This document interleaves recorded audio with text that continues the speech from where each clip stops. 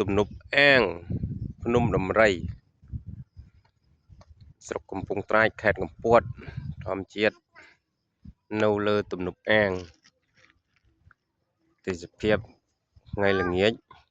ថ្ងៃរៀបលិចអូដំណោតលិចមានជិះពងមានជិះម៉ូតូមានឡានអីអ្នកមកសេលហ្វីច្រើនណាអេមសិតតែមនុស្សយើងទៅអត់ដល់ឆ្ងាយពេកនឹកច្រើនពេកអាចមែនហ្នឹងនេះបងប្អូនថតមុខតលិចវា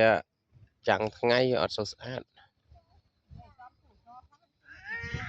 ចាប់អារម្មណ៍មកលេងបានបងប្អូនថ្ងៃល្ងាចម៉ោង4ម៉ោង5ឬក៏ព្រលឹមឡើងដឹងតែស្អាតណាពេលល្ងាចប៉ុណ្ណឹងបានណាបងប្អូនញ៉ាំតិចបាយបាយ